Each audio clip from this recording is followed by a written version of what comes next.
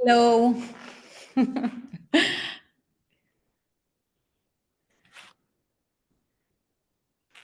Hello, Radhika. Hello. So good to be back here. How are you? Good. Hola, Nelly. Encantada. Hola, Adriana, un gusto. Qué bueno tenerte acá. Gracias. Gracias por la invitación. Bueno, acá estamos llegando. A ver, quiero invitar a un cacique de una comunidad, pero estoy viendo a ver si se puede conectar. ¿Su user no será?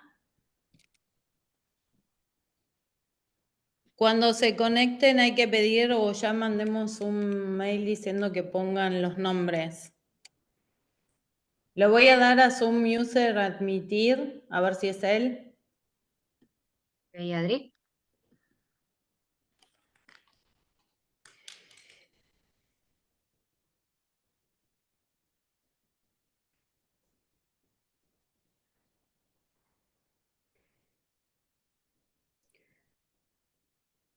Ah, espérate.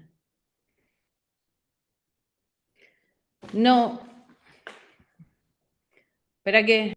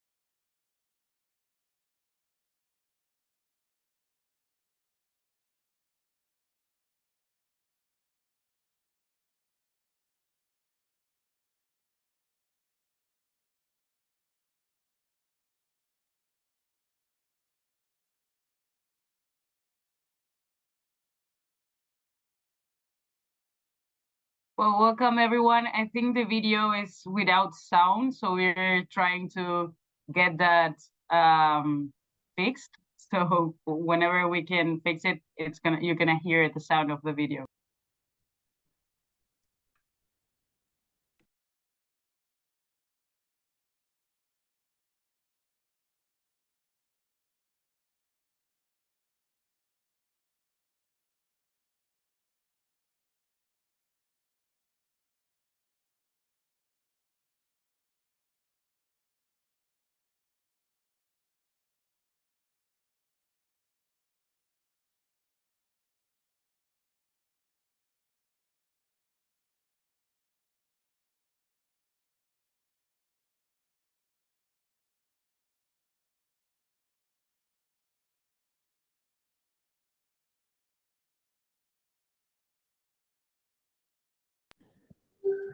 Bueno.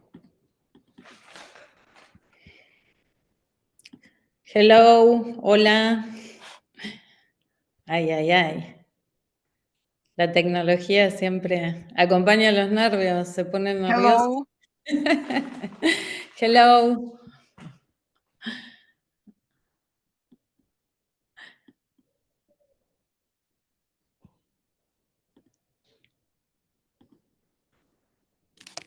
Bueno. Creo que debemos empezar, ¿no?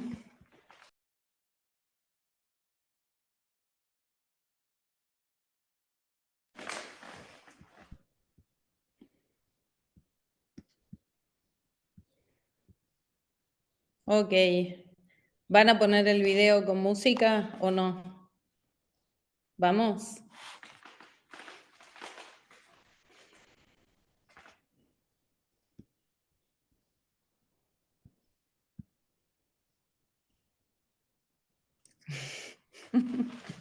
A ver, ahí pruebo y Dale.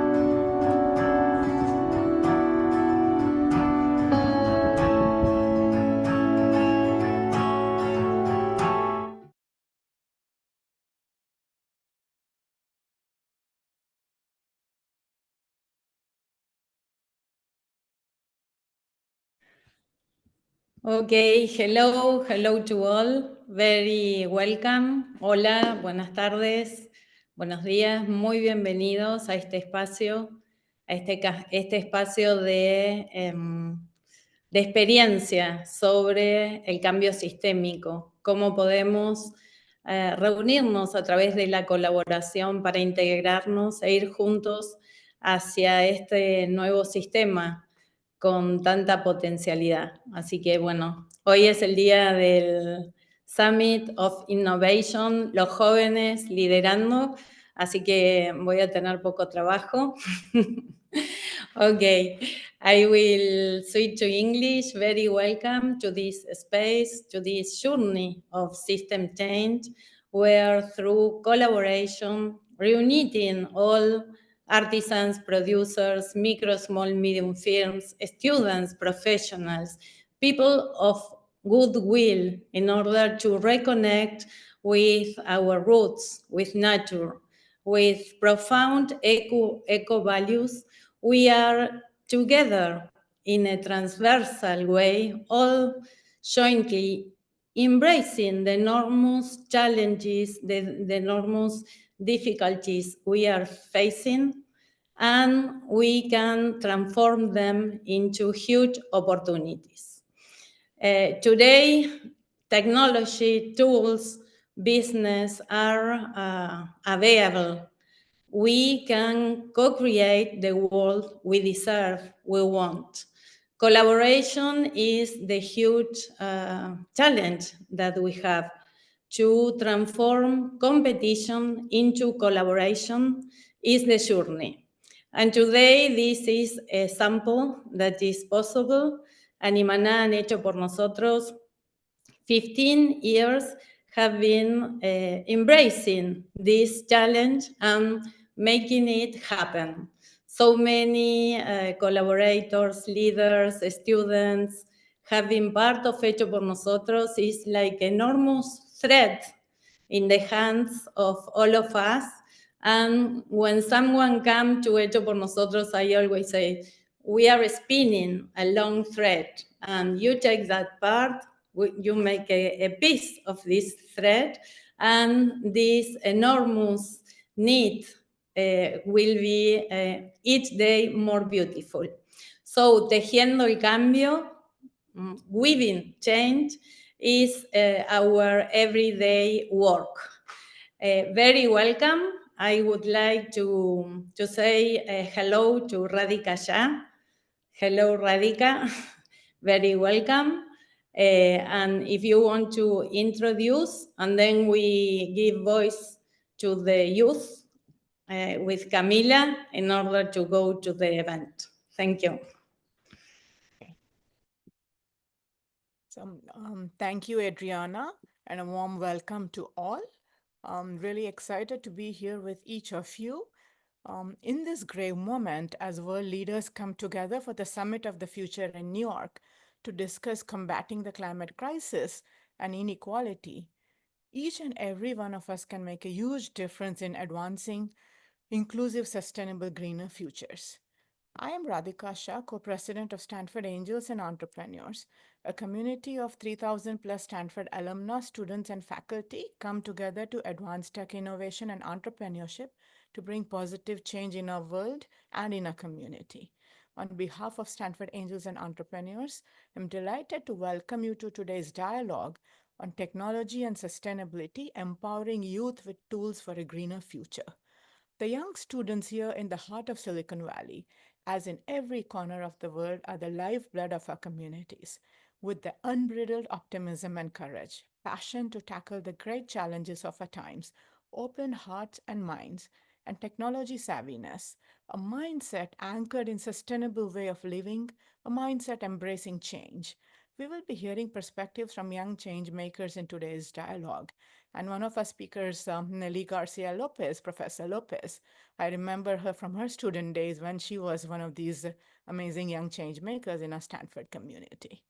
As we race into the digital age, we will hear today how best can we empower youth with technology tools and training that can accelerate their impact in advancing the sustainable goals and in advancing climate change. Digital technologies today allow us to make climate education ubiquitous, to create a deeper awareness about sustainability. Social media use responsibility can enable people to influence their peers and create viral movements around greener, responsible consumption. Tracking sustainability of actors in the supply chain via blockchain can encourage and enable more sustainable production.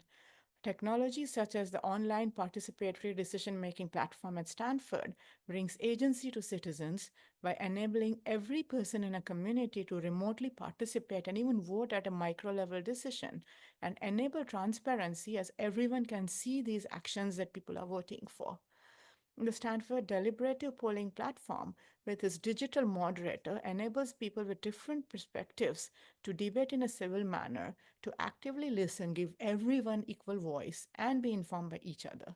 Digital technology can help us capture and share the stories of the people in remote corners of the world, creating products that we eventually buy, thus enriching the products and bringing them alive in a unique way with the people behind them, the cultures behind them, and hence enhancing the value as well. And yet, in this age of digital transformation, when technology is the new infrastructure, a key challenge is around how we bridge the rapidly growing digital divide. How do we ensure that this new electricity of our times is accessible by all, especially youth in every corner of the world, accessible to vulnerable communities in remote mountainous regions such as the high Andes, indigenous women in the Amazon rainforest? I want to applaud the work of Hechoper Nosotros under Adriana's leadership in bringing digital training and tools to such climate vulnerable communities in the global south, advancing amazing systems change in the fashion industry. Bridge building across the global north and south is also critical to combat climate change. I am a huge believer in SDG 17, Partnership for the Goals, which combined with the power of digital innovation and the indomitable spirit of our youth can help us advance an inclusive, sustainable, greener future. I've recently co-founded and chaired two such initiatives focused on bridge building across the world and leveraging digital innovation. The UN Joint SDG Fund Breakthrough Alliance is a public-private partnership of sorts anchored within the UN system, which leverages the power of tech, media, and markets for sustainable development goals acceleration, building an alliance to combat the climate crisis and create opportunities for all. And the second one is the SDG Digital Transformation and Sustainability Solutions Lab, which will be officially launched during Climate Week, bringing together brilliant technology and academic minds with investors, private sector leaders, governments, and local grassroots organizations to leverage innovative technology and data science for co-creating solutions to advance the SDGs. I will share links in the chat. Quoting Mahatma Gandhi as I wrap up, the difference between what we do and what we are capable of doing would suffice to solve most of the world's problems. This is the moment for action, the moment to connect with each other and to connect with our inner change maker within each of us in order to advance an inclusive, sustainable, greener future. Thank you. Over to you, Camila. Hello, Camila. It's your time. Thanks, Adriana. Thank you, Radhika. Distinguished guests, panelists, and speakers, and participants, of course, welcome to the Summit of the Future, Action Days 2024. I am honored to stand before you today as we embark on an inspiring journey of exploration and action. My name is Camilla Tettoni, and it is my great privilege to serve as your moderator for this crucial dialogue on technology and sustainability, empowering youth with tools for a greener future. Today's event, co-hosted by Hecho por Nosotros, Animana, and Stanford Angels and Entrepreneurs, brings together some of the brightest minds, thought leaders, policymakers, innovators, and change makers, all here to explore one question: how can we harness technology to tackle the most pressing environmental and social challenges of our time? As we gather, we do so in a world that is at a crossroads. From the intensifying climate crisis to deepening economic inequality and unsustainable production practices, we face challenges that require us to reimagine the way we live, work, and interact with the environment. This summit reflects our shared commitment to advancing regenerative and sustainable models, empowering the next generation to lead us toward a greener and more just future. Technology is at the heart of this conversation. Its potential to transform industries, shrink carbon footprints, and uplift communities is immense. Whether through pioneering sustainable practices or launching climate action initiatives, technology offers us the tools to create a far-reaching impact. But let us remember, this is more than a conversation about innovation and gadgets. It is about responsibility. The way we integrate technology into sustainability efforts must be grounded in ethical principles, inclusivity, and a deep commitment to the welfare of future generations. We're fortunate to have as our guides today two remarkable organizations that have long been champions of systemic change. Hecho por Nosotros, an NGO with consultative status at the United Nations, and the B Corp Animana. For years, 15 years, they have pioneered work in the creative economies of the Global South, empowering local communities, integrating indigenous knowledge into value chains, and promoting sustainable production methods. Through their efforts, they've cultivated models that drive both social impact and environmental sustainability. Their work is proof that transformative change is possible when purpose, innovation, and collaboration come together. Throughout today's session, we will delve into three key themes that lie at the core of their work. First, integrating traditional knowledge with technological innovation. We will explore the powerful synergy between indigenous wisdom and modern technology. By combining time-honored sustainable practices with cutting-edge solutions, we can develop regenerative models that honor cultural heritage while creating resilient, thriving communities. 2. Promoting sustainable and transparent value chains. Our discussions will focus on how creating ethical, transparent value chains, especially in sectors like sustainable fashion and responsible production, can foster inclusive growth. By ensuring marginalized communities are integrated into global markets, we can drive social justice and environmental sustainability hand in hand. Third, empowering youth through technology. Perhaps most importantly, we will focus on the role of young people, the next generation of leaders and visionaries. In an era defined by rapid technological advancement and environmental challenges, youth empowerment is critical. We'll discuss how technology can be a powerful tool for inspiring and equipping young people to lead the change in sustainability, innovation, and climate action. We're fortunate today to have an incredible lineup of speakers, each bringing a wealth of knowledge and experience. I would like to introduce the panelists who will share their insights in their first panel. Victoria Flores, Minister of Environment and Circular Economy of the Government for the Province of Córdoba. Hernan Nahenson, Subsecretary of the Ministry of Justice of Buenos Aires. Marina Sofía Izaguirre, Specialist in SME and Entrepreneurship Policy. And Nelly Garcia Lopez, Assistant Professor, Universidad de los Andes. These esteemed individuals will share their insights on how technology and sustainable practices shape their respective fields' future. In addition, we are pleased to showcase some of the remarkable work being done by Hecho por Nosotros collaborators and partners during our halftime segment. This session will feature presentations from Gabriel Rivera Rio Zambrano, social entrepreneur and Ashoka Fellow, Luisa Beatriz Mui Cuji, Ecuadorian artisan, Trisha Langman, managing partner of Hecho por Nosotros, leader of EdTech and sustainability strategies, Romina Di Giovanni, organizational coaching and Hecho por Nosotros partner, Jairo Caro, Hecho por Nosotros partner, Gustavo Rincón, Hecho por Nosotros collaborator, Andrea Alessandra Guevara Pizarro, Youth per Youth collaborator, Vanessa Elizabeth Enriquez, Hecho por Nosotros collaborator, Ximena Mogrovejo, Hecho por Nosotros collaborator, and Lara Jovanovic, Hecho por Nosotros collaborator. Their presentations will demonstrate how grassroots innovation and collaborative partnership are already driving real change on the ground, providing concrete examples of how technology can be harnessed to create sustainable, inclusive futures. Our second panel, moderated by Lara Jovanovic, will delve deeper into these themes with experts such as Agustin Blacker, agricultural and entrepreneurial expert, Juan Pablo Garcia, associate at the Ganesha Lab, Sara Misra, senior leader of Rehab Benefit, and Stephanie Jimenez, Bolivian artisan and entrepreneur. We will explore how entrepreneurship, youth engagement, and innovative approaches are being used to address environmental challenges. Let us remain committed to working together to empower the next generation, integrating digital tools and sustainable practices to drive positive change.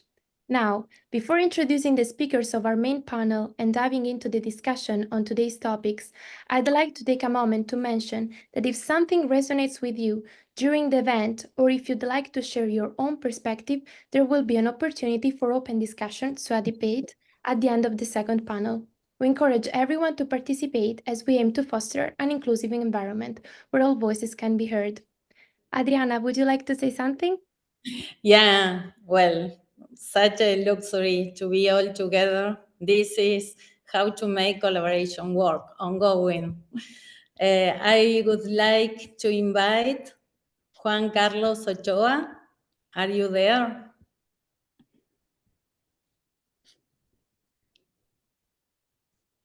¿Tiene el micrófono abierto?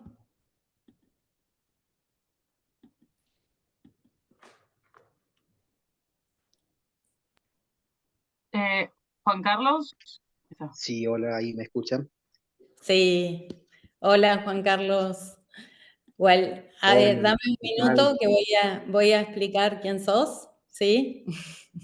Bueno, Okay, I'm so glad I have arrived from a journey from the Andean region, and I visited such a beautiful community led by Juan Carlos Ochoa, and would like him by himself to give voice to his culture and to make a call to action. Bueno, acá está Juan Carlos Ochoa, quien visité hace pocos días en su hermosa comunidad. Y bueno, queríamos darte la palabra para que nos comentes sobre tu trabajo y adelante. bueno, muchas gracias. Buenas tardes a todos. Bueno, mi nombre es Juan Carlos Ochoa. Soy el cacique de la comunidad de HxN. HxN que está ubicado en la provincia de Catamarca. Quiero agradecerle, bueno, a usted, a Hecho por Nosotros, a Animaná. Muchas gracias por llegarse a nuestra comunidad, a mostrar lo que nosotros hacemos. En nuestra comunidad hay un gran emprendimiento textil. Hace desde generaciones en generaciones que se viene realizando los tejidos artesanales con lana de oveja, con lana de llama, y así una gran cantidad de prendas con ellas, por supuesto. Y bueno, la importancia de que ustedes puedan llegar a nuestro pequeño lugar para que nosotros podamos mostrar lo que sabemos hacer. La verdad nos pone muy contentos. Agradezco infinitamente a ustedes y a toda la gente que se toma este trabajito para llegar a los rincones más inhóspitos de toda la provincia y de todo el país y del mundo. Así que bueno, muchísimas gracias por permitirnos ser parte de esto, poder mostrar lo que nosotros hacemos y que es lo que nosotros buscamos, que esto se conozca y que no quede en el olvido, que siempre se siga difundiendo todo esto. Muchas gracias, Juan Carlos, y hermosa es tu comunidad. Un poema, verlos a todos reunidos, colaborando, integrándose a través del hilo, ¿no? De su cultura, de sus tradiciones, y más que olvidado, debe ser un espacio de riqueza, y en eso estamos trabajando. Así que muchísimas gracias por dar tu testimonio. Muchísimas gracias a Okay. ustedes por invitarnos. No. I would like to comment that he's the cacique, I don't know how to say, the leader of the indigenous community, and they were so beautiful, all together, older, younger, middle, all together, working through their needs and sharing this with tourism.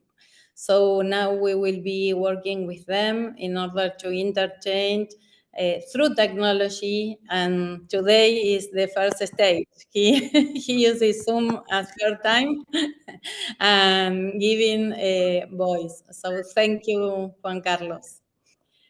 Muchas gracias, muchas gracias. Un abrazo. So Camila, you can continue. Yes, thank you. I was finishing my introduction, inviting all to work in a way that this is not just a conversation, but can be a way to think about what can be done, what should be implemented. And I'm very happy to start officially now introducing the first panel, the main panel of the event. I would like to tell your participants that I will introduce each speaker with their brief description. In the chat, you can find the detailed bio with the LinkedIn, as you can find for all the speakers. So there you can find all details about their work and what they do. Each speaker will have 5 minutes to reply to a set of predetermined questions. The first speaker is Victoria Flores, who is the Minister of Environment and Circular Economy of the government for the province of Córdoba. Victoria is telling her presentation in Spanish, and since this event is in English, Franco Kreiker, who is the Director of Communications of the Ministry of Environment and Circular Economy, will translate live what Victoria is saying. Hi, Victoria and Franco. Thank you so much for being here. My questions to you will be, as Minister of Environment and Circular Economy for the province of Córdoba, how is your government integrating circular economy principles into its environmental policies? And what role does technology play in facilitating the transition to a circular economy? Can you share any successful initiatives that have helped reduce waste and promote sustainability at a local level? Thank you so much. You have 5 minutes to share your presentation with us. Buen día a todos, a todas los que están escuchando. Desde el gobierno de la provincia de Córdoba, en Argentina, América Latina, estamos llevando adelante procesos que tienen que ver con la circularidad de los productos, es decir, todo aquello que consumimos donde tiene su destino final que no sean los rellenos sanitarios o los vertederos. Desde la economía circular estamos trabajando procesos productivos, es decir, buscando la oportunidad que tienen los residuos en materia de reutilización, ¿no? En esto de la pirámide de la gestión de los residuos. La tecnología, sin duda, es un elemento hiper necesario a la hora de empezar a hablar de escala, ¿no? Córdoba, en la provincia de Córdoba, tenemos 3 millones de habitantes y llegamos a la gestión con más de 350 basurales a cielo abierto, es decir, lugares de disposición de residuos sin ningún tipo de control. Esto cuando hablamos en términos de cambio climático, de gases de efecto invernadero y de mitigación y adaptación al cambio climático, fue una de las principales políticas que empezamos a implementar, y desde la separación y clasificación de los residuos, lo que encontramos es que había mucho residuo textil y empezamos a trabajar con el empleo verde, es decir, cómo generábamos puestos de trabajo con esto que para muchos era residuo y para nosotros era oportunidad. En la vinculación de la generación y el producto final es que estamos trabajando fuertemente. La tecnología ocupa un lugar central porque estos productos y procesos, para poder masificarlos, es decir, hacerlos realmente productivos a escala, tienen que tener una base tecnológica muy grande y un proceso que implica un cambio cultural. Toda América Latina empieza a pensar en los residuos y solo hasta ahora se estaba pensando cómo hacíamos para enterrarlos y no para utilizarlos. Y nosotros estamos cambiando culturalmente esto, que es realmente un patrimonio para nosotros, porque no solo genera menos impacto ambiental, sino que lo que estamos generando es la actividad positiva de la generación de empleo. Entonces, las virtudes que tiene para nosotros trabajar la circularidad es enorme. Y esto solo en términos de gestión de residuos, pero para el gobierno de la provincia de Córdoba, la circularidad, es decir, la economía circular, es mucho más que solo gestionar residuos. Es hablar en términos de biodiversidad, de conservación, de empezar a controlar, por ejemplo, nuestro bosque nativo versus especies exóticas, y cómo hacemos con que esa madera empiece a ser el insumo de una cadena productiva para la generación de muebles, por ejemplo.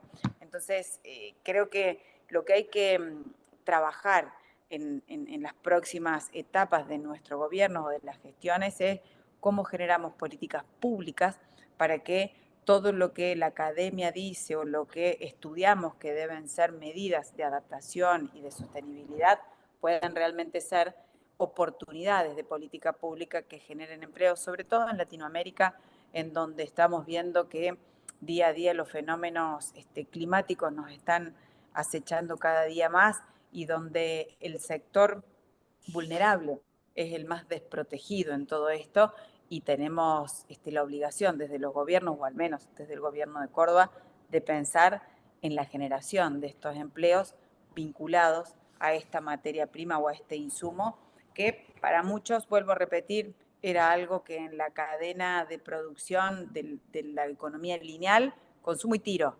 Bueno, nosotros consumimos, reutilizamos, volvemos a generar una segunda oportunidad y a partir de ahí generamos empleo verde. Muchísimas gracias, Victoria, y qué importante en este esfuerzo vincularnos y trabajar en conjunto, también en educarnos sobre qué significa esta industria de la moda, cómo nos vestimos. Hoy los jóvenes son los mayores consumidores de una ropa que realmente daña su salud, su mente, su energía, y que a su vez, sin saberlo, están perjudicando muchas de los valores que no quisieran. Entonces, trabajar en la educación sobre qué hay detrás de una marca, en la forma que nos vestimos, en que los jóvenes cómo perciben la sustentabilidad, su forma de vestir, qué es la propaganda. Y bueno, todo esto es un largo trabajo que esperamos seguir creciendo junto a Hecho por Nosotros, y también en el gobierno del gobierno de Córdoba. Bueno, y felicitaciones por este enorme esfuerzo. Un placer tenerte acá. Gracias. Muchas gracias, Victoria. Frank, please, can you provide the translation for all the English speakers who can't understand Spanish? Thank you so much. Hi to everyone. I will sum up what Victoria just said. Basically, we're working here from Córdoba in the work between the public sector and the private sector, especially with garbage as an opportunity. Basically, that's the way we're working. And sorry, I have bad connection, I think. Or is it No, okay? It's okay. Yes. Okay. Cool. Thank you. Sorry. What we found when we get to the government of Córdoba is a lot of problems with the garbage and the places where the garbage is disposed. And the first thing that we're trying to do is to transform that garbage in opportunities. The main garbage that we found was fabric, and then we're starting to work with private sector to get the opportunity of transform that fabric in new opportunities to found new ways of work and work. Basically, that's a little summit that what Victoria just said, and she's very welcome of the opportunity of speaking here. So thank you very much. Thank you, Victoria and Frank. Thank you so much for your intervention and for translating live. Thank you, because we have some participants that don't speak Spanish, so it's just to include them all. Thank you so much. And thank you for your valid point and for your experience. Now, the second speaker is Hernan Nahenson. Hernan is a lawyer and subsecretary of the Ministry of Justice of the Government of Buenos Aires. Again, in the chat, you can find a detailed video of what he does and what's his work. Hernan, hello. Thank you so much for being here. I'm going to ask you, how can the law and business be effectively implemented to address global challenges such as the lack of educational tools in underserved areas, the impacts of climate change, and the growing migration crisis? Thank you. Okay, Camila, thank you very much for the introduction. Thank you, Adriana, for the invitation, and Hecho por Nosotros, and Anima. I'm very glad to be here. I envy Victoria a lot that he has Franco alongside her, because obviously for us speaking in English is not so easy, but I will try to do my best. Well, as you introduced me, I'm a lawyer, so it could be a little bit frustrating to speak about technology and being a lawyer. Nevertheless, I think, or I see law, I see the legislation, I see we as men of law and women of law, that we are like the programmers of the 18th and 19th century. We were the coders that create the social and economic environment of the society that is nowadays. And I like to use some metaphors in order to recreate where we are. I will put just a date, which is March 20, 1602. It's a lot of time along. And it was the time where the first corporation, like we know them today, was created. It was the Dutch East India Company, and it was created in order to trade with India and spices and fabrics, etc. And by that time, I'm sorry. By that time, the way that they conduct business with that first corporation was very similar than the way we conduct business nowadays. Especially, it was the creation of the limited liability of the shareholders, and it was the separation between personality. And in fact, it was a thing that is very, very under discussion in law nowadays, and in corporation law especially, which is the maximization of the benefits, the shareholders' view, or the benefit shareholder view of the corporation. So I think law is very important to adapt to this new era with, I don't know, it has been more than 400 years since that first corporation, but the point of view of how we conduct business is mostly similar than that time. And you know, the changes in the earth, the changes in the planet were huge. And nevertheless, we didn't change enough our way to conduct business. So I think in short, business has to shift its paradigm. It has to go to a more stakeholder view. And that's something that lawyers, that's something that people that are in performing law must care a lot. I think the big corporation, the well-being economy, and a lot of new economies that are working alongside lawyers are the one that will create, obviously with the technology alongside the new time. So I think that's a quite interesting question for your answer. Thank you very much, Hernan, for sharing with us this very interesting perspective on how law and business can be implemented, what can change in corporations. And it's interesting to see that not much has changed in the last 400 years, and we definitely need to move forward. So thank you very much for sharing your perspective on this and for participating in the panel. Thank you. Now I'd like to invite Marina Sofia Izaguirre.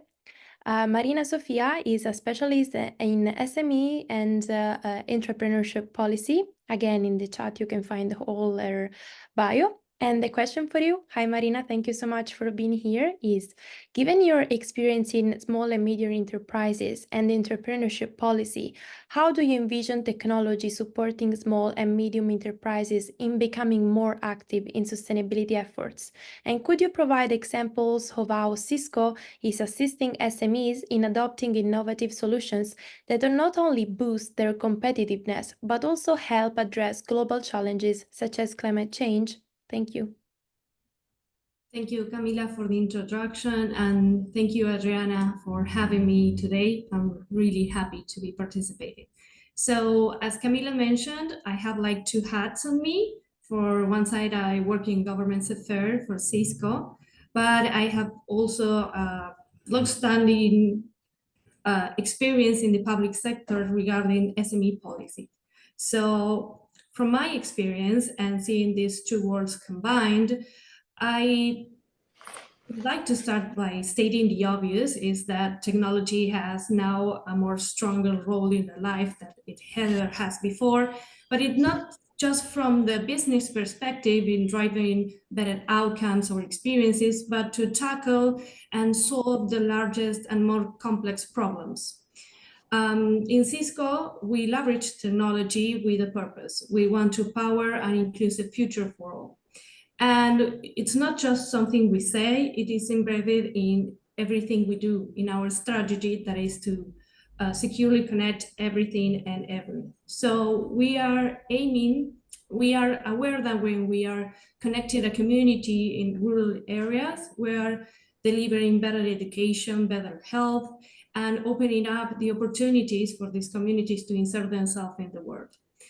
And we are always conscious about our role in the ecosystem. So we are working on closing the digital divide, on powering the future of work, on fighting for social equity, and to make a more sustainable future. Cisco uses a word that I really like, that is to work towards a regenerative planet, in the meaning that it goes beyond doing no harm, and it wants to take back the capacity for our social and environmental systems to thrive in a world that will be powered by technology. So in doing this, Cisco has a strategy, a plan for possible, that centers on 3 pillars. One is transition to clean energy, the other is evolving business for linear to circular, and investing in environmental ecosystem. I wanted to focus on the first pillar. I won't dive into the others because it exceeds the purpose of this presentation. But because transition to clean energy is the area where I see most potential for small businesses, entrepreneurships.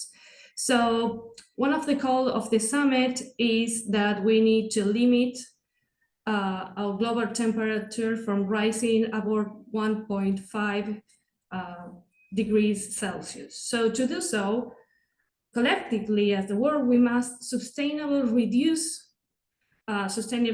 reduce the greenhouse gas emissions by 2015. So I'd like just to give us a perspective of how big companies like Cisco and SME can work together to achieve this goal. So from Cisco's side, Cisco has made their own commitment to reach net zero GHG emissions across our whole value chain by 2014. To make progress, Cisco has prioritized 3 areas: energy efficiency innovation in our own products, collaborating with our customers to accelerate their transition to renewable energies, and to connecting clean energy to the grid.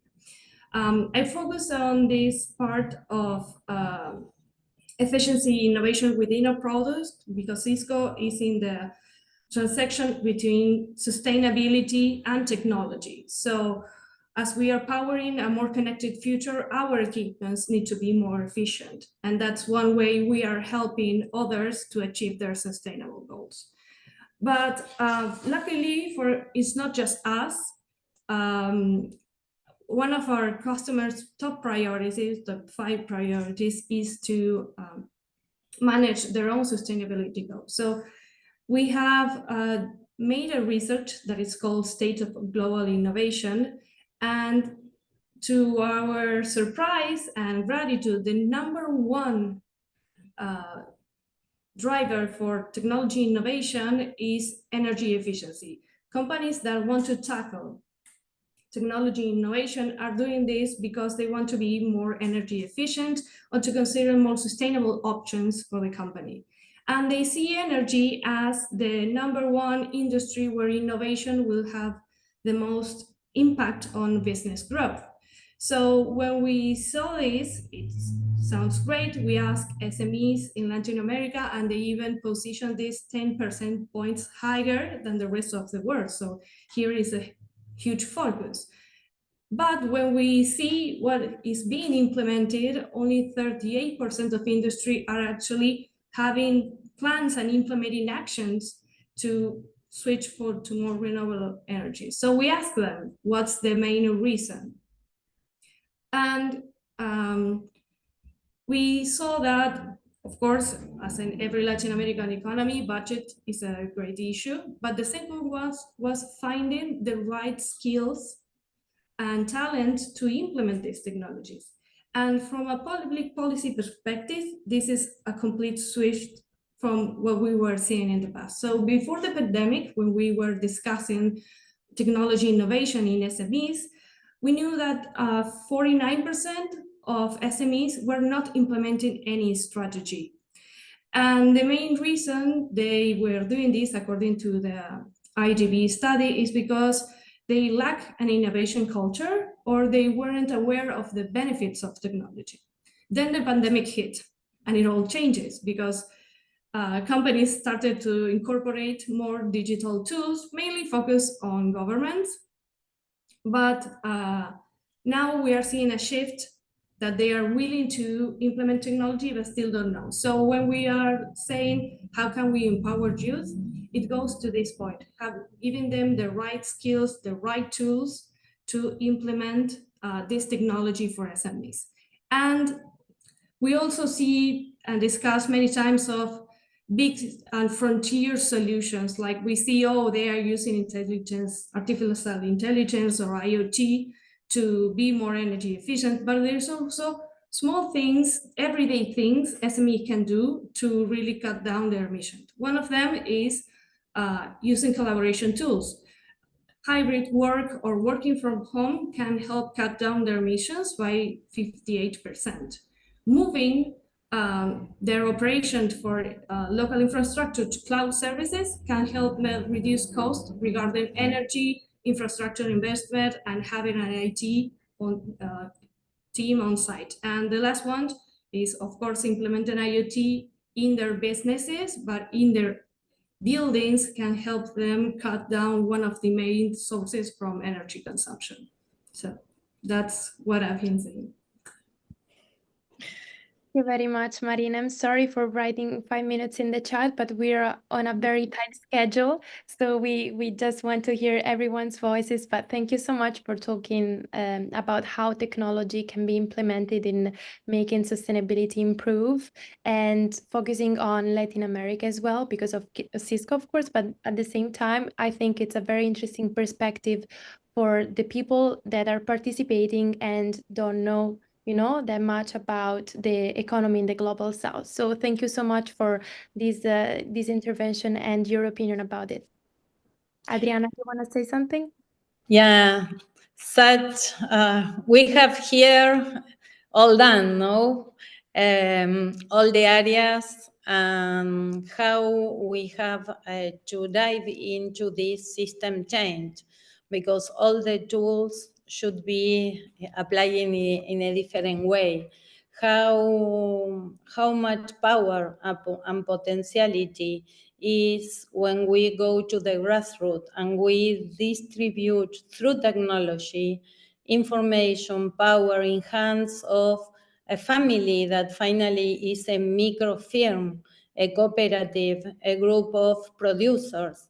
So from there, going to the real cause of the problems that we have, where the enormous quantity of people, of youth, of biodiversity, of creativity is there, and interchanging information with their wisdom and listening back what are the better solutions to be implemented is, I think, the huge way for this system change that we should together collaborate to make it happen. And collaboration is the big word, no, is the big challenge that we have, and this is an exercise that needs to be done, needs time, and needs another output from the system that works for profit, that works for concentration of power and not for distribution. So thank you so much. It's an honor to have these different voices doing efforts in this system change. Thank you, Camila. Thank you so much, Adri, for saying your point of view as well. And now we move on with Nelly Garcia Lopez, who is the last speaker of the first panel. Hello, Nelly. Thank you so much for being here with us today. And as agreed, this will be my questions to you. Given your expertise in the intersection of construction engineering, process management, and technology, how do you envision AI and industrialized construction transforming the sustainability practices in the construction industry? What are the key steps we need to take to ensure that the workforce is prepared for this shift, particularly in terms of leveraging automation to reduce environmental impact and improve efficiency? Nelly Garcia Lopez is assistant professor at Universidad de los Andes, and in the chat you can find her view. Thank you, Nelly. Thank you so much for the invitation, Camila, Adriana, and Radhika. I want to go back to when I was in Stanford and I actually met Radhika. It was through our work in a house that we're building that was supposed to be net zero. And we were building that on campus, and she was very interested in how we were using materials in an innovative way to support environmental sustainability. So through my time at Stanford, I also explored the use of technology in construction and how could we be more productive, because of course, construction is a huge part of the global economy. It's about 4.5% of GDP. It employs a lot of people, around 7% of employment in Colombia. So it's a very, very important industry that needs to be more productive, but also needs to be more sustainable, because we produce about 28% of CO2 global emissions. So anything we can do in construction really makes a very impact in the global economy. But all the methods that I was actually learning at Stanford. Nelly, sorry, can you please It's okay. all close your mic? Thank you so much. Thank you. You go, Nelly. So a lot of the methods that we were looking at in Stanford, they worked really well for developed countries, right? They were very factory-based solutions. They were looking at very high cost, lots of technology use.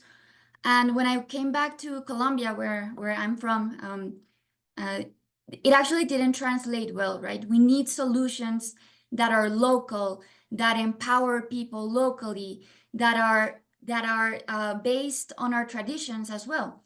So I really started to look at how we could rethink the way we build and think about not just using technology and using industrialized approaches, but maybe thinking about a different way to build. And we've been looking at this idea of promoting a sustainable reindustrialization of construction. And what that means is, of course, we need to use more technology. Of course, we need to use more industrialized approaches that help the workforce be more productive. But at the same time, it's important to realize that we have some very local traditions. We have some local conditions. So, for example, we have over, I think it's over 85% of construction companies in Colombia are small and medium enterprises. So very similar to what Adriana was saying, of the need of making these solutions to be accessible and to really empower the grassroots of what makes up our construction industry. So we've been looking at all of these ideas of how to make construction technology more accessible and put them in the hands of these small and medium enterprises. But at the same time, we're looking at how local traditions can actually help us be more sustainable. So if you think back to the way that old houses were built here in our Latin American countries that are very similar, right? We have this huge patio in the middle that brings lots of energy comfort without using mechanical systems. So how about we rethink the way we build, bring back those old ideas, but traditional ideas, ancient ideas, ancestral ideas of building, and think about how to integrate new technology into these solutions, but keeping that tradition. So we're also thinking about how we can use nature-based solutions. So for example, tapia pisada or rammed earth houses, adobe houses, but how can we make them more safe so that they also are they resist earthquakes, right? So that we also need to think about this sustainable side of things, thinking that these things have to last generations. So that's what we've been doing lately here at Universidad de los Andes, is thinking about we have all this technology, but how can we really empower the workforce so that they can use these technologies, and also small and medium enterprises. And also thinking about, we are trying to get to this very high sustainability of having more schools, having better housing, but at the same time, it's acknowledging these traditions that we have where we self-build our houses. So how can we self-build in a safe way using nature-based solutions, but also empower these traditional ways of building?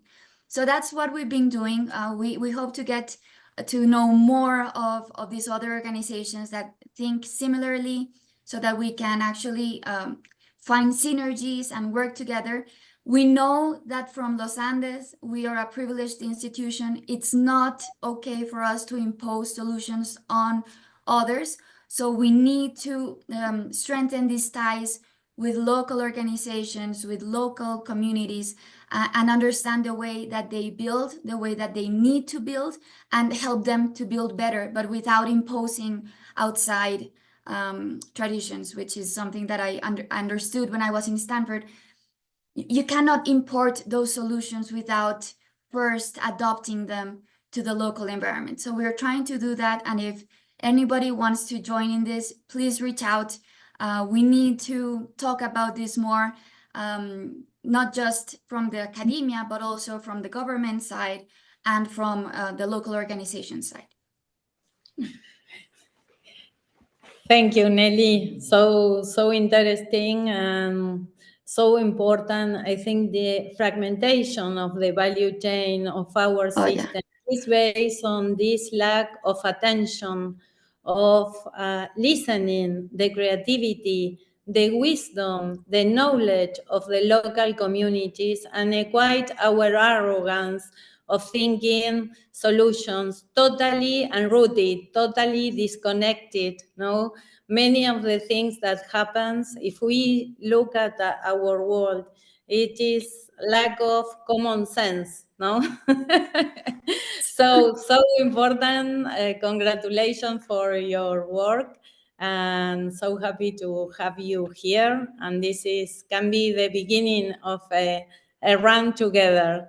Thank you. Absolutely. And thank you to Radhika, always supporting and bringing beautiful people together. Thank you, Nelly. Thank you, because what you said, I think, even describes the spirit of the NGO, Hecho por Nosotros, and even Animana, because what we do is trying to always, of course, not imposing our solutions, but, embracing the communities. So a bottom-up approach, never a top-down approach. And what you say perfectly represents what we're trying to do too. And what you're doing is so noble and ethical and great for the future, to create a more just future. So thank you so much for sharing with us your unique perspective. And I'm sure in the debate, maybe someone will want to express their perspective, asking you questions, and I'm sure they will. So thank you so much, and hope to see you later in the debate. Thank you. There's been a little bit change in the agenda, because right now Nelly was supposed to be the last speaker of the first panel, but there's Stephanie Jimenez Barja, who is a Bolivian artisan who will graduate soon. So she needs to speak now, otherwise she will miss her graduation. So I'm very happy, Stephanie, to present you too. Welcome. You can find their bio in the chat. Thank you for joining us. And this predetermined question that was sent to you by Lara Jovanovic, who is the moderator of the second panel, is: Stephanie, as a textile entrepreneur in Bolivia, your brand, which is Teji, focuses on sustainability and traditional craftsmanship. How do you believe entrepreneurship based on cultural traditions can inspire youth to create a more sustainable future? Thank you, Stephanie. Hello, good afternoon. First, it's a pleasure to be here. I will start with my answer, and I want to talk about first.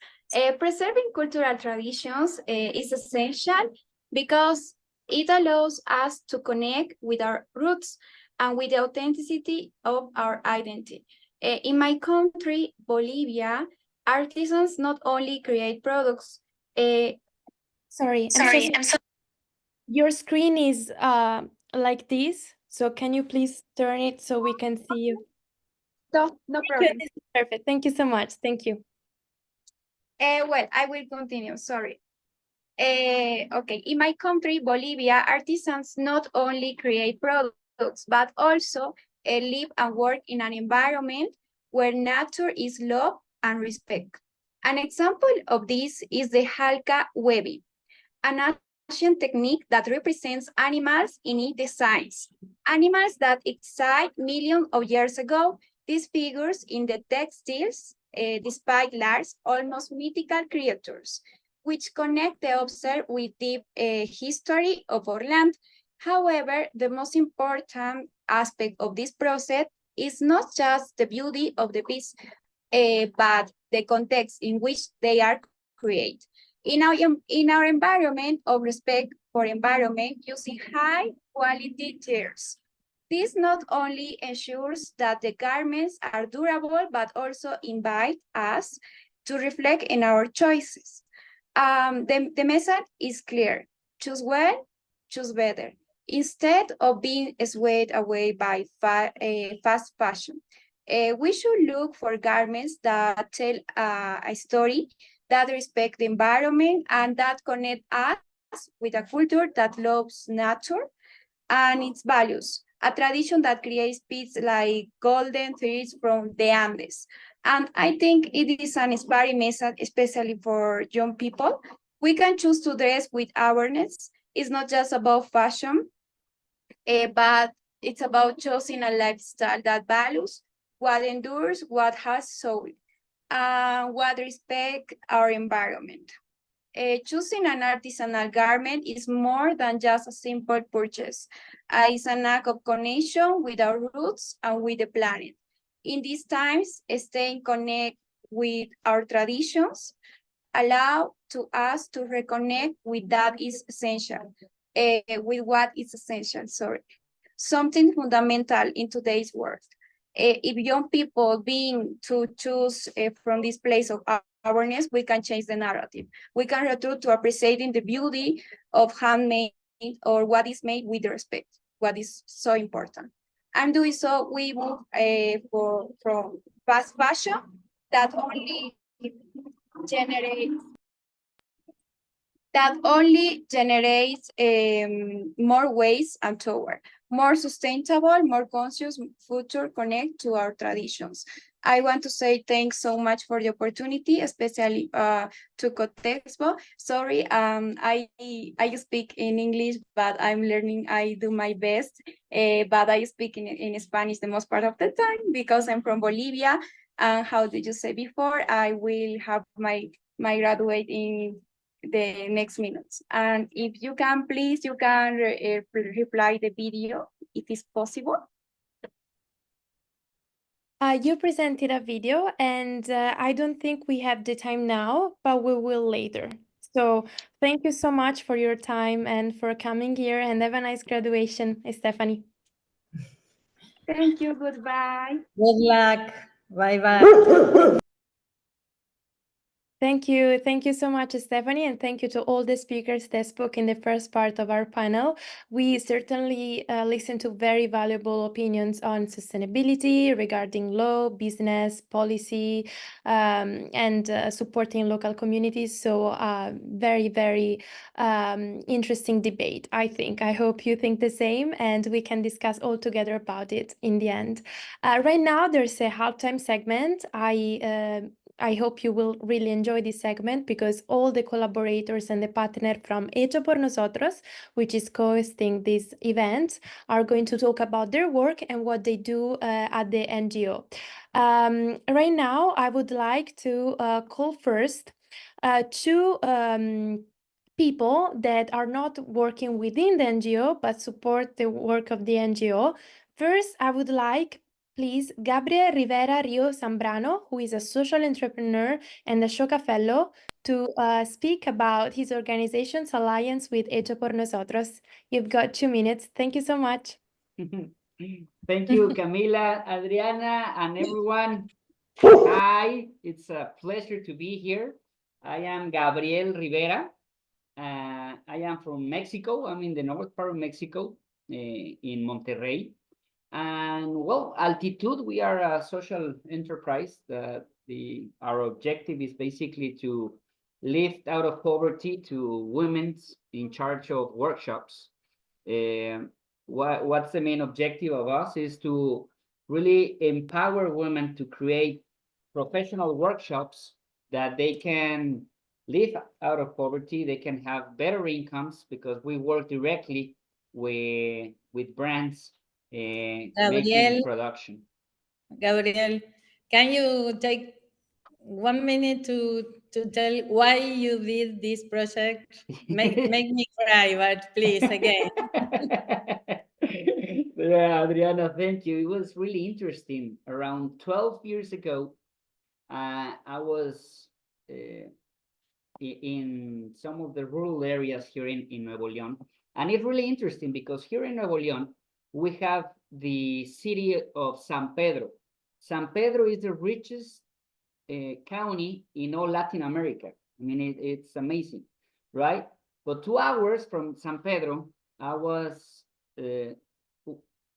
basically searching and talking with different women, different workshops, and I got just shocked when I find out that some of the women, they have to go and work to in the fabrics in the city. It was like 2 hours from where they live. And the first time that I saw this problem is I was talking with a woman. She was like, if you want to know more about the designs and factors and everything, come another day. I'm very busy. I have to go to work. And when she left with us, she left her kid alone, wrapped to the bed, putting some cereal and like water, basically like a dog, and she had to leave. And that was the reality of a lot of women today. They have to leave their kids alone because they have to go and work in these fabrics. So when I saw that it was not just a simple case, it was a lot of women that are doing this and they are still doing it. We decided that we were going to help them. And the idea was, how can we help? And they were like, I want to work in home. I want to take care of my kid, but also I want to have my workshop in home. So that's our main objective. And that's what we've been doing for the last 12 years. And Hecho por Nosotros has been a great alliance because one of the most important job of Altitude is to empower these women with the sewing machines. We help them that they can have industrial sewing machines in their own houses. We take courses and train them to become professional workshops. And Hecho por Nosotros has been helping us with the courses. With the Hecho por Nosotros University has been a great alliance.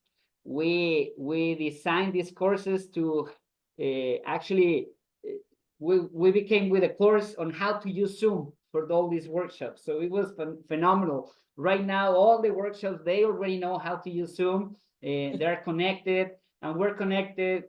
Bunch of workshops here in Monterrey with beautiful designers and trainers from Latin America. So thank you, Adriana. Thank you, Hecho por Nosotros. It's been great. No, thank you, Gabriel. And with Gabriel, we have been selected many years ago as the visionary of the future of fashion, tejiendo el cambio.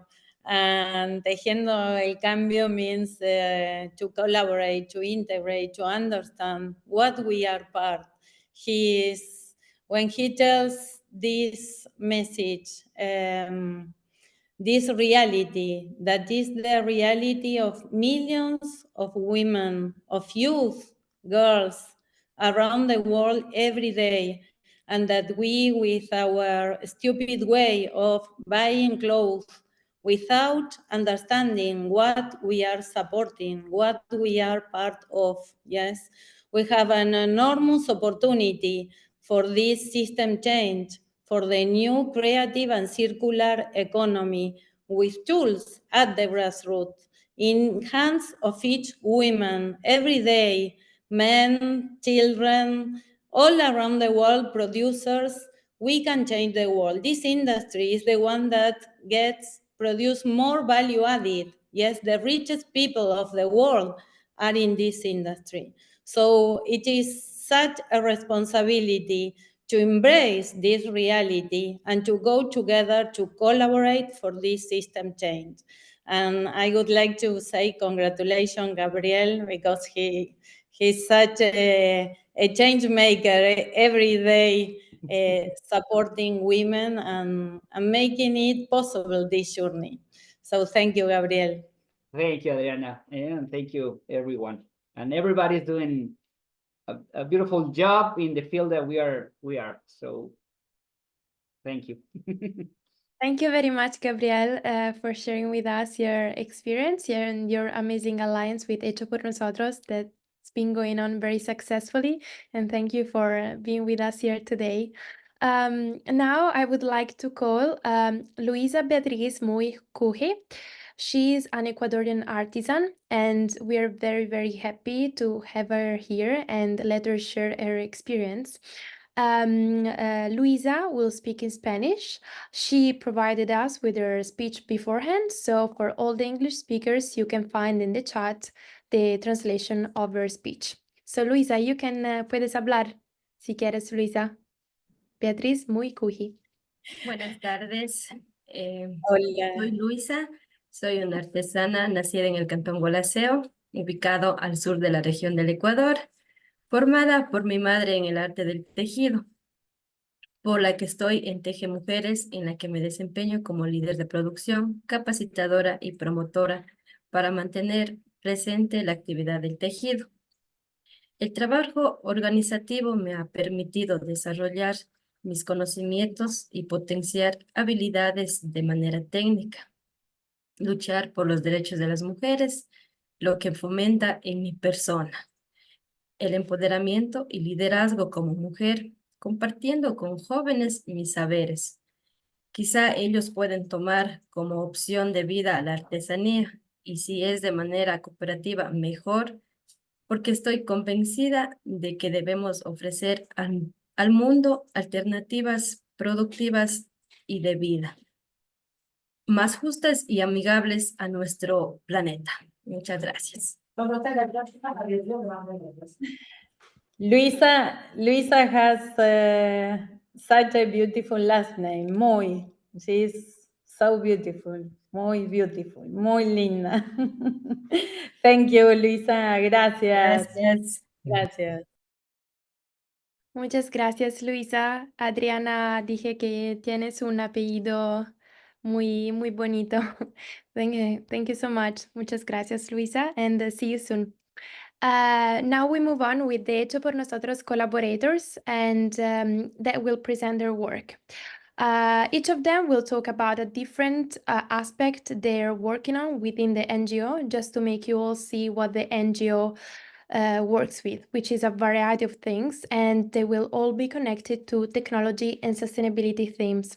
So first, I'd like to call Trisha Langman. Trisha, Managing Partner of Hecho por Nosotros and Sustainability Strategist.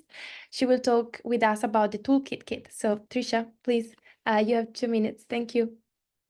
Hi, everybody. Great to see such amazing people here today sharing their stories and skills and insights. I'm just going to give you an overview of one of our main educational initiatives, the Toolkit. Education is the cornerstone of what we do here at HxN Side, which is why we created a Toolkit as one of our premier educational initiatives. And our toolkit consists of a series of educational courses designed for designers, entrepreneurs, educational institutions, artisans, and particularly so that we could level the playing field in the Global South in terms of access to sustainability resources and education. So our toolkit, which is bilingual, it has dynamic content produced by the HxN team of experts from around the world. We have academics, designers, teachers, all working together to create this content.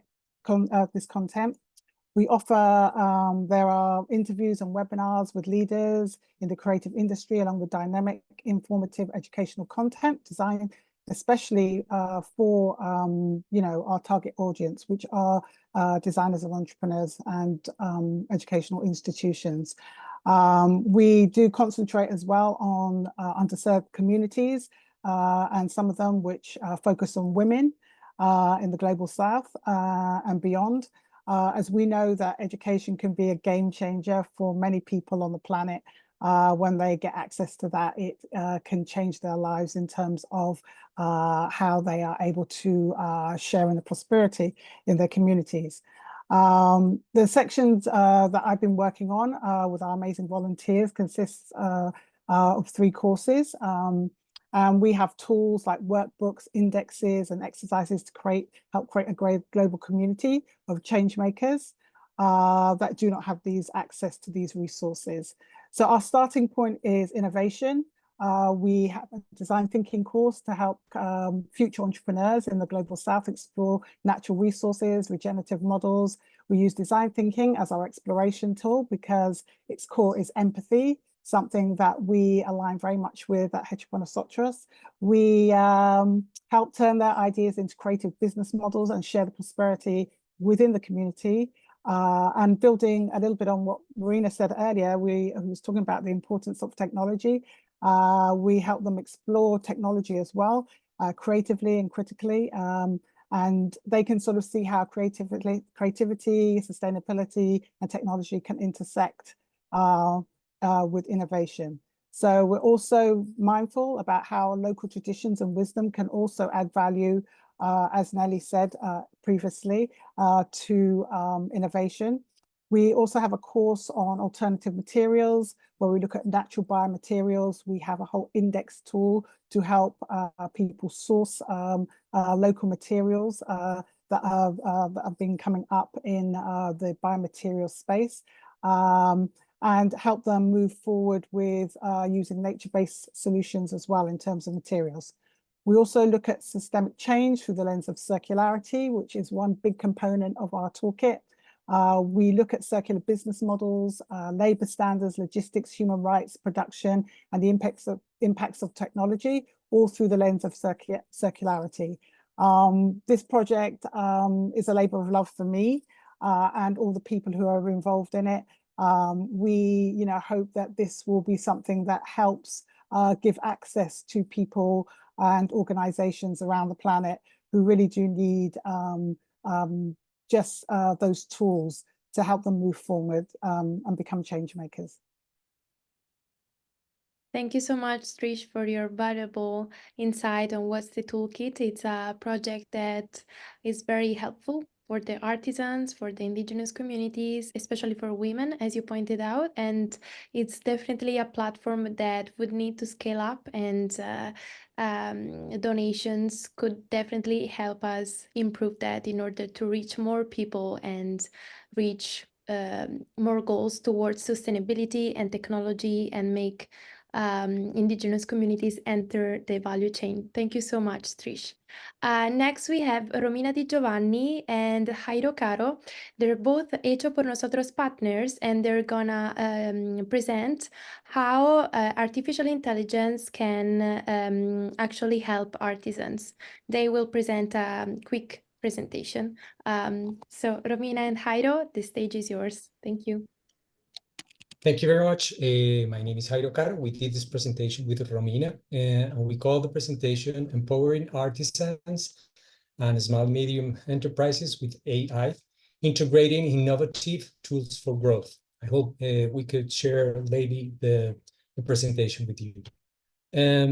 So basically, how does AI might empower artisans and enterprises for sustainability? We think that we have three main aspects. Supported decisions. AI turns data into insights, so that will help them to make smarter and faster decisions. Secondly, efficiency and productivity. AI can handle time-consuming repetitive tasks, so it will allow them to focus on the big picture. Third, enhanced customer satisfaction. AI-powered tools like chatbots can significantly improve relationship with clients. But that means that we have to overcome several challenges. Some of them are the learning curve. So with training and practice, users can leverage their capabilities so they can fasten out them. The data privacy, we must ensure strict adherence to data protections and regulations. We have to take in mind the cost. While many basic AI tools are freely, most of them come with a premium cost. The data quality, the accuracy and reliability of AI models, they're heavily dependent on what we put in. Then we have to think about the integration. Most of the AI tools can be entered into a private system, but that is a complex and a careful planning and need a technical expertise. Finally, the ethical concerns, privacy, autonomous decision-making must be addressed delicately. So as an epilogue, the AI can help artisans and entrepreneurs to adopt sustainable practices, optimize resource allocation, and minimize waste or enable recycle, contributing to a greener future. That's what we think about. Thank you very much. That's all. Thank you, Jairo and Romina. It was a very interesting presentation, and it was a very actual theme to talk about because artificial intelligence is all over. We always talk about it, and it's actually fascinating that it can be used to actually help indigenous communities. And thank you for sharing this research and this investigation of yours with us. And thank you both for being here. Next, we have Gustavo Rincon. Gustavo is an Hecho por Nosotros collaborator. Gustavo, hola, gracias por estar aquí. Gustavo is going to talk in Spanish, but he sent the speech before, so in the chat, all the English speakers can find the translation of what he's going to say. Gustavo, puedes hablar ahora. Gracias. Muchas gracias, cordial saludo. Mi nombre es Gustavo Rincón, soy de Bogotá, Colombia, diseñador industrial con maestría en Medio Ambiente y Desarrollo y soy parte del equipo de colaboradores de Hecho por Nosotros y Animana. En mis actividades profesionales realizo el acompañamiento y desarrollo de piezas gráficas en diferentes formatos de comunicación, con el objetivo de visibilizar el compromiso de la organización en aspectos de sustentabilidad de los productos confeccionados y la construcción del mensaje de responsabilidad empresarial con valor social y ecológico. Igualmente, realizo el acompañamiento de programas educativos para artesanos, micro, pequeñas y medianas empresas en espacios de formación ambiental, sustentabilidad, economía circular, gestión de recursos, trabajo y comercio justo, entre otros, con el objetivo de crear redes que maximicen las relaciones en el cumplimiento de los objetivos de desarrollo sostenible en diferentes espacios y escenarios complejos. Muchas gracias. Muchas gracias a ti. Muchas gracias por compartir tu trabajo hecho por nosotros.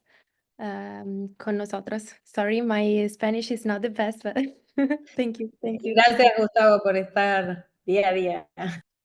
Gracias. Next, we have Andrea Alessandra Guevara Pizarro. Andrea is an Hecho por Nosotros collaborator, and recently she had the opportunity to go to Italy for an ITC course regarding migrants, refugees. So let's hear about her experience, and it was through the NGO. So let's hear you, Andrea. Hello, thank you so much. Thank you for having me today. I'm Andrea Guevara, I'm from Peru. And just imagine a place where the stories of millions of migrants intertwine with the struggle for dignity and rights. As a member of Hecho por Nosotros team, I was fortunate to embark on a transformative journey of academia on labor migration, including Italy, organized by the International Labour Organization, where I learned from experts about the complexities faced by migrants in the labor market. Each seminar was a journey toward understanding challenges such as access to social security and public policies from a gender perspective. I discovered that in the textile industry, that sector employs millions, the majority of workers are migrants who endure inhumane working conditions and a lack of mental rights. This experience reaffirmed Hecho por Nosotros' commitment to transform this reality through systemic change by connecting each facet of the course with our mission. I realized that it's not just about providing support, but providing educational and informational tools that enable not only migrants, but also their communities to understand and advocate for their rights, build support networks, and promote social inclusion. On this path, each of us can be an agent of change. Thank you. Thank you so much, Andrea, for sharing your experience with us. Next, we have Vanessa Elizabeth Enriquez, Hecho por Nosotros collaborator. Vanessa is going to talk in Spanish, and again, the translation can be found in the chat. Vanessa, puedes hablar. Gracias. Hola, soy Vanessa, representando al equipo de investigación textil Hecho por Nosotros. No se escucha bien. Ah, lo siento, a ver. A ver. ¿Me pueden escuchar?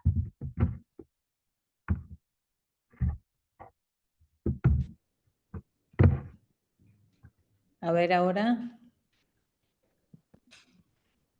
pueden escuchar? Se escucha muy bajito, pero bueno. The headphones, maybe, if she can take them off. Or no. Vanessa, fija... ok, no. Igual se escucha despacio, pero se escucha, así que, and everyone has in the chat what she's gonna say, so if in case you can't hear correctly, you can read what she's gonna say there. Gracias, Vanessa. ¿Me pueden escuchar ahora? Sí, ahora sí, perfecto. Bien, Vane. ¿Sabías que criar al animal, trasquilarlo con cuidado, hilar la fibra, teñirla de manera natural y finalmente tejerla es un proceso que refleja respeto por los siglos de la vida? Este proceso puede tardar meses o incluso años, mostrando una profunda conexión con la naturaleza. En contraste, la industria del fast fashion ha acelerado los tiempos de producción de manera artificial, fabricando una cantidad excesiva de ropa en poco tiempo, sin respetar los recursos naturales y generando una cultura de desperdicio. En Hecho por Nosotros, investigamos la semiótica, tecnología y iconografía de los textiles andinos que nos enseñan sobre sostenibilidad y prácticas circulares. Los jóvenes jugamos un papel clave en preservar y difundir este valioso conocimiento a través de la valoración de los saberes locales y el apoyo a los artesanos. Podemos liderar un cambio hacia un consumo más consciente que respete el medio ambiente y nuestras tradiciones. El textil andino es un ejemplo vivo de sostenibilidad e innovación y depende de nosotros darle un nuevo impulso hacia un futuro más verde. Gracias. Muchas gracias, Vanessa. Muchas gracias. Ximena Mogrovejo, Hecho por Nosotros collaborator, can share her 1-minute presentation with us now. Thank you so much, Ximena, for being with us. Thank you, Camila. Hi, everyone. My name is Jimena Mogrovejo. I'm a textile designer based in the south of Ecuador, in the Andes, and I do collaborate with different artisanal cooperatives around the country, especially in the Andes and at the rainforest in the Amazon region. I am collaborating right now with a cooperative that Luisa Muy, the artisan that shared her work previously. We are planning right now textile residency that we are planning with Cotexpo, that we contacted them through Hecho por Nosotros. And we are intending to create this new model of textile residency from artisans, made by artisans. So it's really important for us to create these platforms to exchange knowledge, not just in a terms of academic knowledge or these traditional forms of education, but also to share on field, in the land, with the artisans, with the animals, with the fibers, with all the context that is really important for us to share. And that's basically what we are planning right now. We would love to share the outcomes in the next time, in the next meeting, but we are really excited to, to share all this knowledge that is different between Ecuador and Bolivia, but we do find all the perspectives that we do share in terms of crafts or way of living, of sustainability, and also the traditions. So it's really important to create this network, not just through organizations or designers or researchers, but also between artisans, because I do think that we can really empower the communities sharing these experiences between labs, like horizontal learning. And yeah, that's what we are doing. Thank you very much, Adriana, for the opportunity to explain a little bit about what we are doing. And also it's really interesting to know of other projects around the world. And yeah, that's all. Thank you very much. No. Gracias Jimena y felicitaciones y estamos esperando este intercambio tan importante, so important, the interchange among the different communities. Many times they live so near, some they have a tradition, others, so the interchange makes this energy flow, information, and so interesting, so looking for that. Thank you, Adriana. Thank you very much. Now is the time of the last collaborator in the list, Lara Jovanovic. Lara is an Hecho por Nosotros collaborator, and right now she's going to present her pitch on her role at Hecho por Nosotros. And after this, she'll moderate the second panel, which hosts other two speakers. And I remind you all that after these two speakers, there's the open discussion and the debate. So please stay connected. It was a pleasure for me to be here. Thank you so much. And Lara, now it's to you. Thank you, Camila, for the presentation and the moderation, and good afternoon for everyone. It's a pleasure to be here. I'm so sorry for the time, but everyone has so interesting things to say. My name is Lara, as already said, and I have been working with Hecho por Nosotros on projects that critically examine the frameworks within which artisans and small producers operate, with a focus on transforming these systems to ensure long-term transparency and autonomy.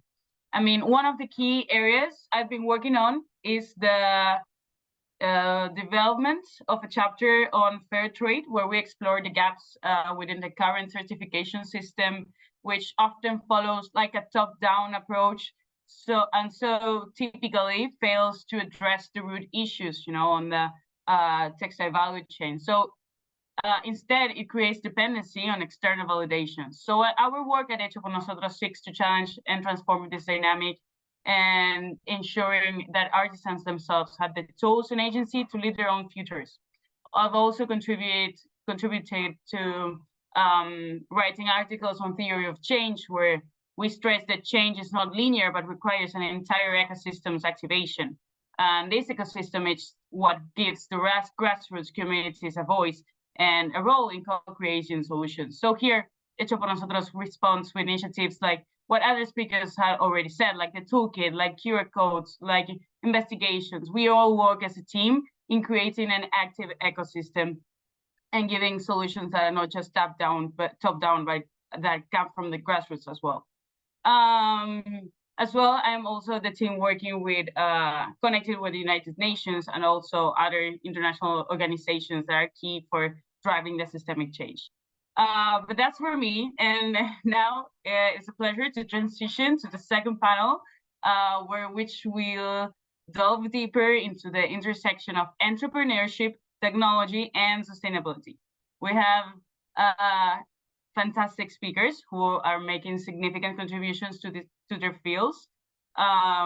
We already listened to Estefany Jimenez, and now we have Agustín Blaquer. He is a great agricultural entrepreneurial expert, and Juan Pablo Garcia, he is associate at the Ganesha Club. So we're gonna start with Agustín Blaquer.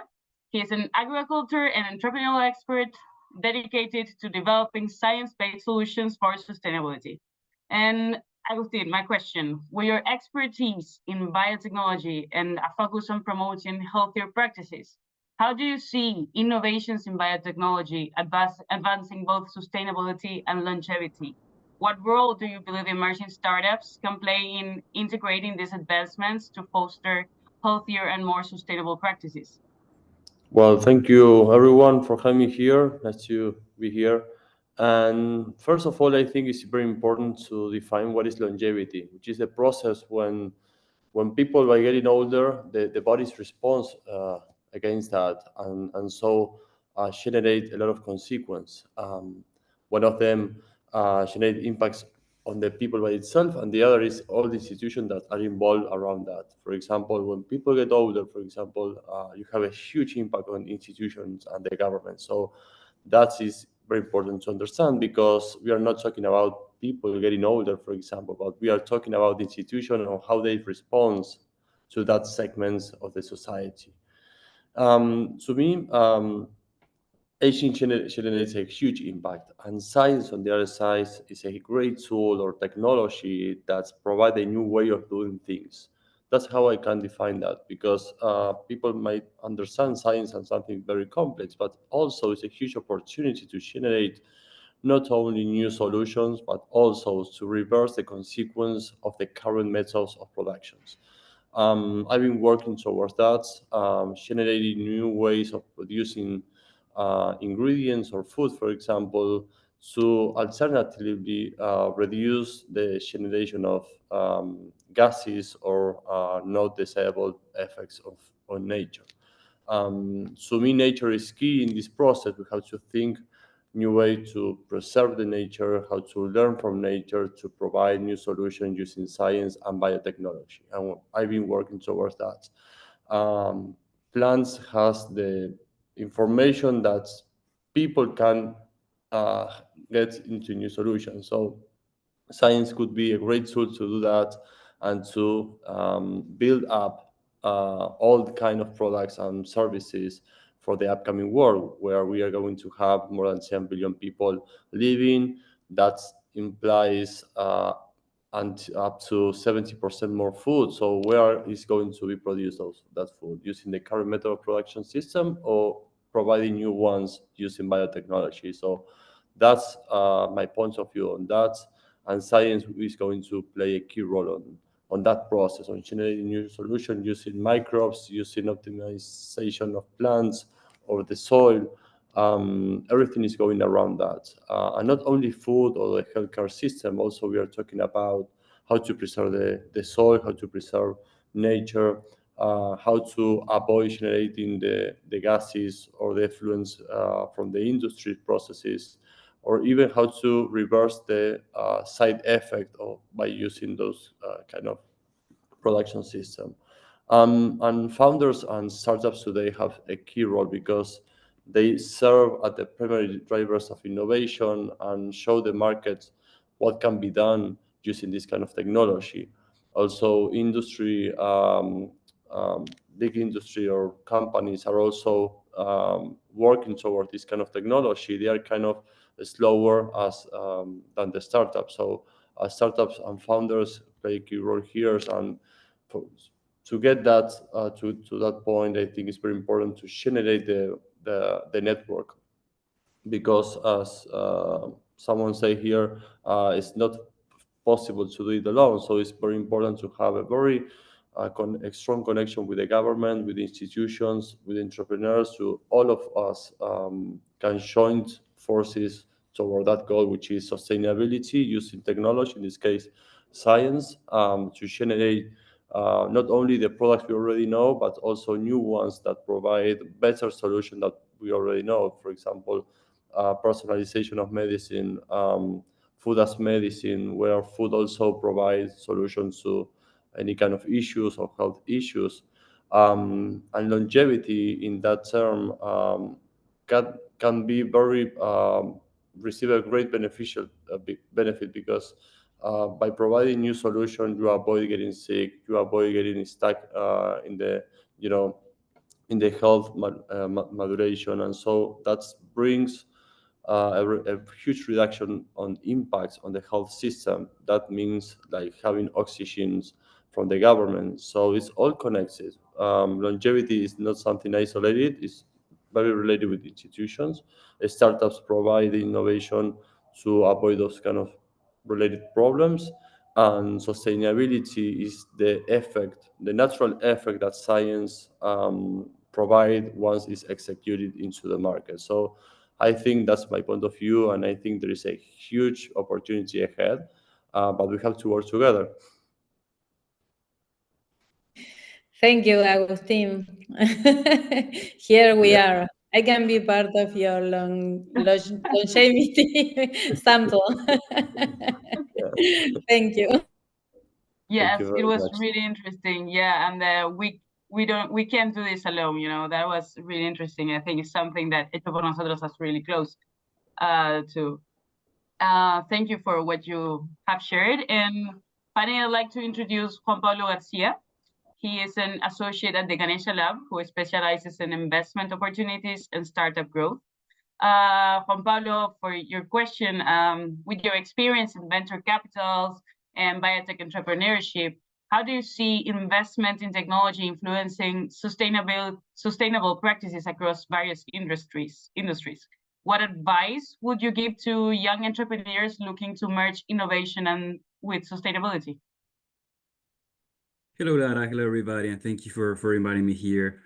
Well, so this is completely related to the mission of the Ganesha Lab. I will start with that and then move over to your question. We aim to make biotechnological solutions from Latin America create a global impact. So we don't like that Latin America has a great biodiversity and great scientists and people, but the solutions do not go to the people that need it, right? So that's our mission, to help boost all of this. And part of our mission also was implemented on a report we created last year together with IDV Lab and many other institutions from the region related to biotech innovation, which is Deep Tech, the New Wave. You can look it up on the internet. But it gives a vision of the current state of Latin America's innovation, identifying how far it has come, but also showing the huge potential that there's still to explore, right? And I will repeat myself here, right? But Latin America is a big region with a lot of potential, not only based on the unique biodiversity that it has, but also in the adversity that it has created for their own population, right? So coming from adversity is also where most of the innovation comes from. Now, moving on to your question. First, how do we see investment in technology influencing sustainable practices across industries? Well, in the past, it was like always fighting like the industries against the consumers or the planet and the needs of each party, right? But now we see not only increased consumer demand for sustainable practices, also stricter regulations, but also how these industries, how these corporations have seen and realizing that it's not only that sustainable practices can be beneficial for the planet and for consumers, but also how can the benefits themselves, right? And I know this may sound egoistic at first, but I think it's a good position to show how sustainable practices are not only good for the environment, not only good for the planet, and not only good for its people, but it's also better to develop a more well-established base of economics for the whole region and in general, right?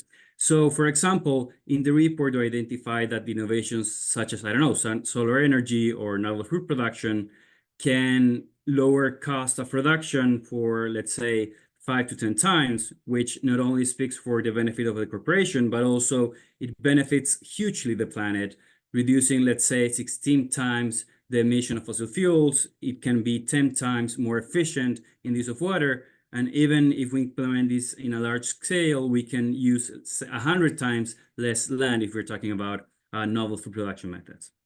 Moving on to the second part of your question, Lara.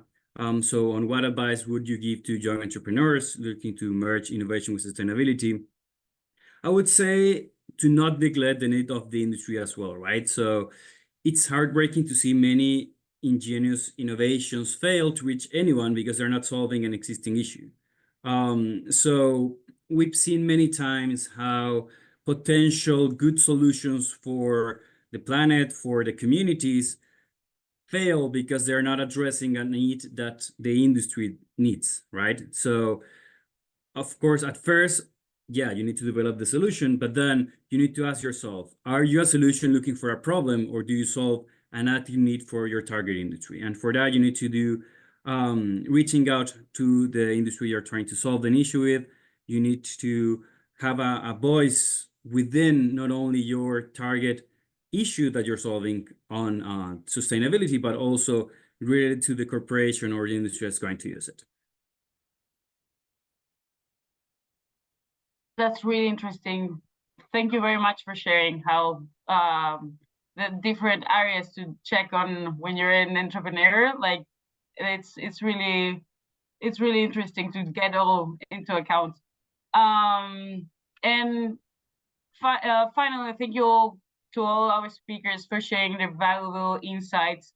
As we wrap up this panel, I encourage everyone to reflect on the important discussions that we have today. And if you have any questions or thoughts you'd like to share, please feel free to ask. This is the moment to ask questions. So I see Picos Morty has a question. It's okay. Yeah, hello. Yeah, hello, everyone. Hello. This has been a very insightful discussion, and I've taken a lot from experts. And I am Picos Morty here in Ghana, Africa. And I have some questions I would like experts to help me with. When you are looking at the NDCs, the national determined contributors, when it comes to fashion, I have a problem here in Africa. One, the textiles that we are getting, the companies who are producing the textiles, are they eco-friendly? I'm someone who is passionate about climate and biodiversity.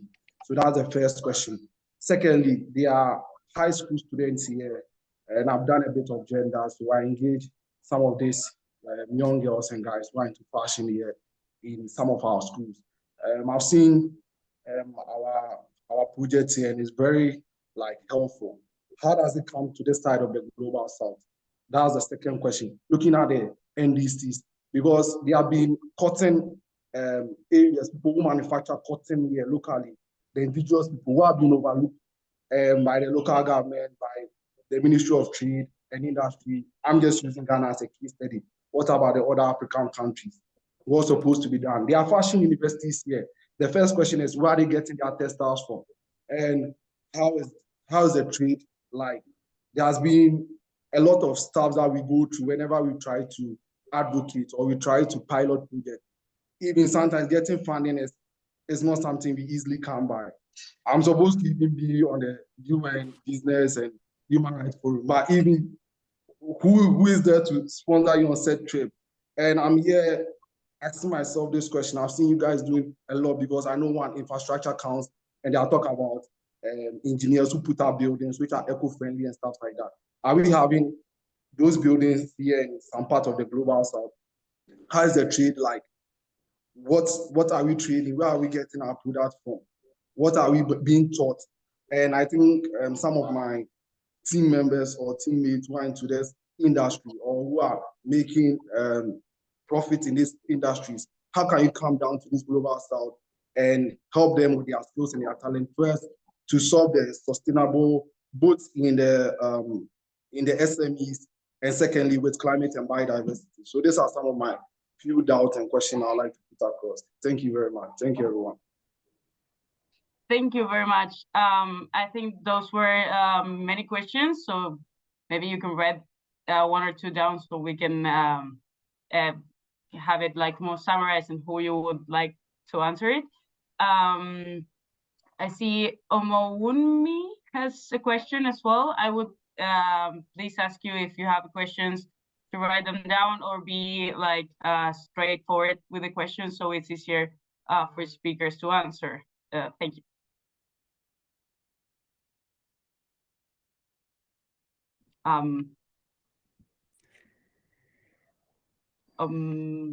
I see, well, if you're not gonna ask your question, maybe I would like to, well, Adri, if you have maybe okay. some. I thought I was muted. Okay. Okay. All right then. Thank you so much. Thank you for this summit. Thank you, HxN Nimana and Adriana for this summit because it was specially designed for me because I work with youth and the teenagers directly, and we hear them, we hear the questions they ask us, and we know the things we ask them, and they're able to tell us firsthand, you know, the way they feel about, you know, getting them back here. I'm from Lagos, Nigeria, you know, so our situation is a bit different, just like my colleague from Ghana, you know, just spoke. I believe that, you know, we need to get our youth into town hall meetings. We need to speak to them and keep reminding them about what sustainability development entails. And there's an aspect, which is the softer skill that we need to inculcate in the youth. And this softer skills has to do with, you know, I was listening to the lady that was speaking on the secular principles. Our youth need to understand the softer aspect of taking the linear economy to the secular economy. You know, none of the youth want to identify with dirt. They don't want to identify with garbage. They don't want to identify with such things. But you see, we need to let them know about the empathy that is involved. You know, the people that are involved in it, you know, we see them as ruffians. But you see, we need to love them. We need to show love, compassion to them, that they are not in it alone, you know. And all of this happens to affect our environment. Where I come from, there are a lot of rising sea levels, you know, there are a lot of floods where I come from. And we need to also engage the policymakers so that they can empower the youth to be able to get all of this done. You're right. Thank Yeah, it's really interesting. It's really interesting what you're saying, and I think we could talk for hours about this, but I would like to invite Adri to say some closing remarks on today's event. So, yeah. Adriana. Okay, well, thank you also for the intervention of Omogoni and the other speakers. So important and so many challenges. The challenges that Hecho por Nosotros is embracing, how we together as person, individuals, each of us can be this change maker and jointly collaborate for this system change. I would like to say a big thank you to all of you, to continue thinking of this thread. No, natural fibers, artisans, producers are in the base of this industry of fashion. So can show us the past and the present with so many resources that we create, tools in order to improve our life, how we are totally far from nature, from something that is so important as the way we dress every day. So to understand the fashion industry, our way of consuming and producing, is a great way to understand the world we live today. And we have a huge opportunity here. Youth should embrace reality, and Hecho por Nosotros is a huge opportunity for all of them in order to transcend the system we have, to go together and co-create the solutions and the world that we deserve as human beings, to connect profoundly with eco values, principles that are common, are eternal, and are the more important, the most important that we have, what we are, who we are, for what. So within the change is this invitation, within change, tejiendo el cambio. And thank you so much. It has been an honor to be all together. Thank you to Radhika Shah for being here. And of course, all the youth, Lara, Camila, and many others representing thousands of others that are part of Hecho por Nosotros. So, Radhika, would you like to say something? I would just like to say that it has been, as always, such a rich conversation, and what makes it so powerful is the diversity of perspectives from around the world, and the questions and the dialogues, and particularly today was special with all the perspectives from the young folks from South America, perspectives, questions from Africa, and just very enriching the academic perspectives. So good to reconnect with my old friend Nelly here. Nelly, again, thank you for joining us. It is amazing to hear a journey from I remember the Stanford House at Jasper Ridge, very cutting edge, amazing, nature connected, but it wasn't that connected to the local way, and the way her journey has evolved. Thank you, everyone. It has been an honor to be in community with each of you today, and looking forward with Adriana and all of us together continuing this journey towards greener, sustainable futures. Thank you. Okay, thank you. We can take a picture. Can you open the cameras? Yeah, if everyone could turn on your videos, or at least picture. Capture the special moment.